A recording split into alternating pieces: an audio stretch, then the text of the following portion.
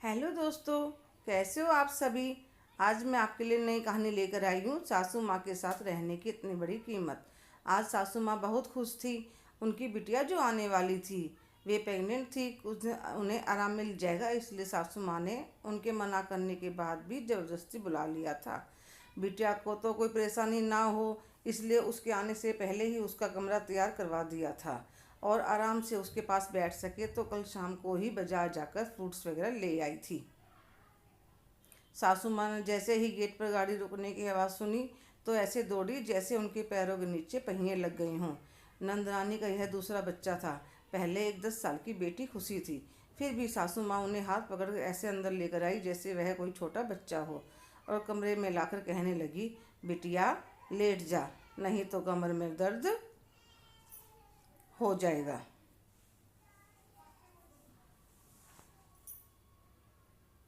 इतनी देर में 2 गिलास ठंडे पानी के लिए आई दीदी और उनकी बेटी को दे दिए। सासू माँ कहने लगी, जा बहू, अनार और मौसमी का जूस निकाल कर लिया। बिटिया पानी कम पीना, भाभी जूस लेकर आ रही है। रसोई में आकर मैंने जूस निकाला और कमरे में दे आई। फिर खाने की तैयारी करने लगी। सासू माँ ने कहा था, पौष्टिक खाना बनाना, सारा खाना देसी घी में बनाना। दाल पालक, आलू गोभी की सब्जी, मटर पुलाव, कस्टर्ड, पराठे बनाना देसी घी में। रसोई में जल्दी जल्दी खाना तैयार कर रही थी। इतने में सासू माँ की आवाज़ आई, बहू थोड़े फ्रूट काट कर दे जा। जी मम्मी जी। और मैं दे आई। फिर खाना बनाने में लग गई। थोड़ी देर बाद पतिदेव का टिफ़िन लेने के लिए दुकान का नौकर आ गया। टिफ़िन लगा कर दिया, फिर बाकी सबको खाना खिलाया।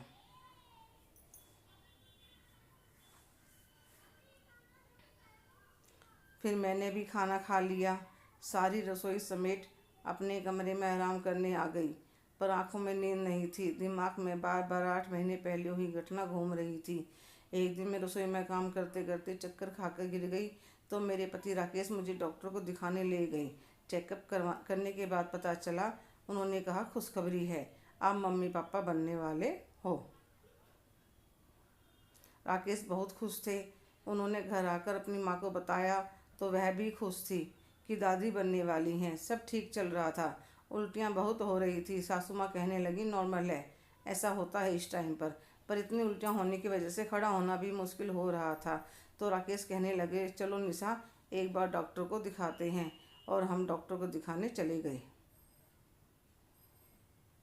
डॉक्टर ने चेकअप करके कहा, किसी किसी को होती हैं काफ़ी उल्टियाँ, थोड़ा इनका ध्यान खाने पीने का रखिए। नारियल पानी, फ्रूट्स, ताकत की चीज़ें खिलाइए और काम करिए हल्का फुल्का। 2 महीने निकल जाएंगे, फिर देखते हैं कैसी तबीयत रहती है। तो राकेश घर आकर अपनी माँ को बता देता है। इतना सुनते ही सासू माँ गुस्से में भड़क जाती हैं और कहने लगी, अरे यह सब तो चोचले हैं आजकल के। अरे हमने क्या बच्चे पैदा नहीं करे। किस बात की कमजोरी आ गई। सुबह नाश्ते में गिलास भरकर चाय, 2 पराठे खा जाती है, दोपहर को भी सब्जी रोटी खाती है, रात को भी सब्जी रोटी खाती है। कुछ नहीं होता फ्रूट जूस से, असली ताकत तो अनाज में होती है। और काम करते रहने से बच्चा भी तंदुरुस्त पैदा होता है। अब यह बेचारे भी माँ से क्या कहते, चुप रह गए। कुछ दिन हुए थे। एक दिन कपड़े धो रही थी कि ब्लीडिंग शुरू हो गई। मैंने घबराकर इनको फ़ोन किया तो यह जल्दी से घर आ गए। अब मुझे लेकर डॉक्टर के भागे। डॉक्टर के क्या जाते ही मैं बेहोश हो गई। जब आँख खुली तो देखा डॉक्टर साहिबा और राकेश मेरे पास खड़े थे। डॉक्टर बोली, सॉरी, आपका मिसकैरेज हो गया है। थोड़ी देर बाद मेरी मम्मी और भाभी मिलने आई। आपने पहले नहीं बताया जी। यह कुछ कहते इतने में सासू माँ आ गई। कहने लगी, आपने अपनी बेटी को कुछ खिलाया पिलाया था या नहीं बचपन में। मम्मी भाभी क्या बोलती, चुप रह गई। समझे जी, ऐसा कीजिए, 10 दिनों के लिए आप अपनी बेटी को अपने साथ ले जाइए, इसका मन भी ठीक हो जाएगा। मेरी मम्मी छुट्टी मिलने पर नर्सिंग होम से सीधा घर ले आई मुझे। मम्मी और भाभी ने बहुत ध्यान रखा। भाभी कभी सूप बना कर देती, मम्मी कभी नारियल पानी निकाल कर देती। 10 दिन में शरीर में जान सी आ गई। मम्मी के पास सासू माँ का फ़ोन आया, राकेश को भेज रही हूँ निशा को लिवाने के लिए। तो मम्मी कहने लगी, जी कुछ दिन और। अरे क्या बेटी को मायके में बसा के रखना है। तो मम्मी ने कुछ नहीं कहा। अगले दिन राकेश लेने आए तो मैं ससुराल वापस आ गई। सारी बातें सोचते सोचते पता नहीं कब आँख लग गई। एकदम से सासू माँ की आवाज़ आई, निशा निशा। अरे ऐसी क्या नींद हो गई, 4 बज गए हैं। आई मम्मी जी। मैं जल्दी से बाहर गई। जा जल्दी से एक गिलास दूध बनाकर दे दे तेरी ननंद को, और हाँ थोड़े बादाम भिगो कर रखे हैं वह भी दे देना। सासू माँ ने अपनी बेटी का पूरा टाइम टेबल बना रखा था। इस टाइम जूस देना है, सूप देना है, फ्रूट्स देने हैं।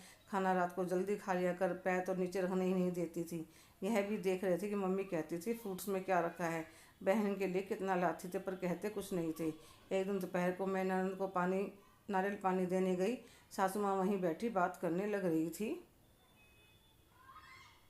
मुझे देख चुप हो गई। नारियल पानी देख नंदरानी मना करने लगी, नहीं भाभी मुझे नहीं पीना। क्यों? पी ले बिटिया, बच्चे के लिए अच्छा रहता है। मम्मी उब गई हूँ हर रोज़ पी कर। आपके जमाई भी हर रोज़ लाते थे, बहुत ध्यान रखते हैं मेरा। लो, रखेंगे क्यों नहीं, तुम उनके घर के चिराग को जन्म देने वाली हो, यह तो उनका फ़र्ज है। अच्छा है तुम्हारे सास ससुर साथ नहीं रहते, टाइम टाइम आराम से निकल जाएगा। नहीं तो यह गांव के लोग कुछ पता तो होता नहीं, पहले वाली लकीर पीटते रहते हैं। अरे आजकल के बच्चों में इतनी जानकार हैं जो सारा काम कर लें। बच्चा होने पर आए तो बढ़िया, फुल टाइम मेड है, जो जी करे मन करे बनवा कर खा लेना, पूरा दिन तेरा ध्यान रखेगी। और मैं तो हूँ ही, जो चीज़ बता दियो भिजवा दिया करूँगी। सासू माँ बोल तो गई, फिर मेरी तरफ ध्यान गया तो बात पलट गई। मैं बाहर आकर सोचने लगी, जो मेरे साथ हुआ था, जो कीमत मैंने चुकाई वह सासू माँ के साथ रहने की वजह से। अब तो मेरे मन में सासू माँ के नाम का गुस्सा भर गया। कुछ दिनों में नंदोई जी आए और अपनी पत्नी और बेटी को लेकर चले गए। महीना भर हुआ था कि मैं एक दिन मेरी तबीयत ठीक नहीं थी तो यह मुझे लेकर उसी डॉक्टर के पास गए। उन्होंने चेकअप करवा करके बताया कि तुम माँ बनने वाली हो, पर इस बात में अपना और भी ज़्यादा ध्यान रखना पड़ेगा, बिल्कुल बेड रेस्ट करना पड़ेगा। तो राकेश कहने लगे, डॉक्टर साहब जैसा आपको होगी वैसा ही करेंगे। और घर आ गए। सासू माँ को बताया तो वे खुश थी कि दादी बनने वाली हैं। पर जब इन्होंने बेड रेस्ट वाली बात बताई तो सासू माँ की पहले वाली नौटंकी शुरू हो गई। राकेश कुछ कहते इससे पहले मैंने ही बोल दिया, सासू माँ अगर आपको ऐतराज़ है तो हम अलग घर लेकर रह लेंगे, पर मैं इस बार आपके साथ रहने की इतनी बड़ी कीमत नहीं चुकाऊंगी। कि सासू माँ बोली, देख राकेश तेरी पत्नी की हिम्मत, तेरी माँ से कैसे बात कर रही है। मिला इसकी माँ को फ़ोन कि अपनी बेटी को पूरी उम्र घर में बिठा सकती है। क्यों माँ, क्यों पूछूं? क्या मैंने आपके शब्दों को बदलते हुए नहीं देखा है? निशा के लिए कुछ और, दीदी के लिए कुछ और। मुझे दीदी से कोई शिकायत नहीं है, अब मुझे भी अपना बच्चा चाहिए। अगर आपको नहीं समझना है तो हम घर छोड़कर चले जाते हैं। तो वह एकदम से घबरा जाती हैं। ना बेटा, फिर तुम घर छोड़कर क्यों जाओगे? मुझे निशा और तुम्हारी बहन में कोई फ़र्क नहीं है। मैं इसका पूरा ध्यान रखूँगी। यह जो भी चाहेगी इसके बच्चे को, यह भी तो चाहेगी इसके बच्चे को दादी का प्यार मिले, है ना निशा?